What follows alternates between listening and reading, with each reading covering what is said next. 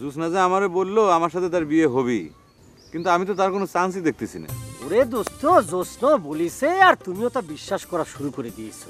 এরকম একটা সায়েন্টিফিক যুগে এই গাছগাছালি, পাকপাখালি, চন্দ্র, সূর্য, গ্রহ, তারা এগুলির কোনো চান্স আছে দোস্ত? কও তো তুমি। হ্যাঁ, সেটাই তো ঠিক। তুমি এক কাজ করো, এখন তুমি আশেপাশে ফাইন একটা ছেলে তার জন্য খোঁজা শুরু করে দিয়ে দাও। তুমি জোসনারে গিয়ে বলো যে তার সেকেন্ড চয়েস কে, তাহলে পরে তুমি খোঁজ পাই যাবে দোস্ত। সেকেন্ড চয়েস মানে? সেকেন্ড চয়েস বুঝলে না দোস্ত? তুমি তো ছিলে জোসনার ফার্স্ট চয়েস, তা তুমি তো এখন কুসুমের সাথে ভিড়ে যাচ্ছ, তাই জোসনারে তো তার সেকেন্ড চয়েস বেছে নিতেই হবে। তুই জানিস নাকি জুসনার সেকেন্ড চয়েস কিটা?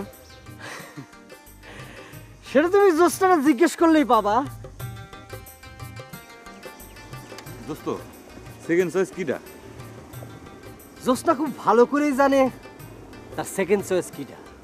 দোস্ত, তোমার কিন্তু জোসনারে বিয়ে দেওয়ার পরে তারপরে বিয়ে করা উচিত। তুমি হলে আকাশ বন্ধু, তোমার একটা বিপার শিপার আছে। ময়না ভাই, কাটা চামচ আর ছুরি চামচ দিয়ে কাটছি, দেখো তো হচ্ছে কিনা।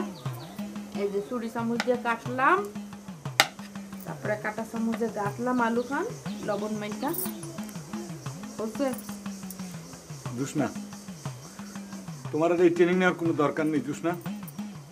আমি এনায়েত মাস্টার বাড়িতে ঘুরে আসলাম। তিনার মেয়ে কুসুম আমারে বিয়ে করতে কোনো আপত্তি জানায়নি। মেয়ের নাম কুসুম? যা, ওসব কথা শুনে আমার কোনো লাভ নেই। তুমি দেখো আমার খাওয়াটা হচ্ছে কিনা। জুসনা, তুমি আমার কথাটা বোঝার চেষ্টা করো। এই ট্রেনিং নিয়ে তোমার কোনো লাভ নাই। আমি এনায়েত মাস্টারের মেয়ে কুসুমের হাতে একজোড়া কাটা চামচ আর ছুরি চামচ দিয়ে এসেছি। সে এখন ট্রেনিং নিচ্ছে। নিক, সে ট্রেনিং নিচ্ছে বলে যে আমি নিব না সেরকম তো কোনো কথা নাই। আমার গাছ গাছালি, পাক পাকালি, চন্দ্র, সূর্য, গ্রহ, তারা তারাই বলে দিবে তোমার সাথে থাইল্যান্ডে হানিমুনে কুসুম না আমি যাব। তোমার কথাবার্তা শুনে মনে হচ্ছে তুমি অধিক সুখে পাথর হয়ে গিয়েছো জুসনা। শখ খেয়ে তোমার বিরান কিরাক করেছে। তুমি যা ভাবতেছো সেটা আর কোনো মতেই সম্ভব না জুসনা। দেখা যাক সম্ভব কিনা। আব্বা, আব্বা, ময়না ভাই চলে এসেছে, পার্লার রিহার্সাল করবেন না? আসতেছি মা।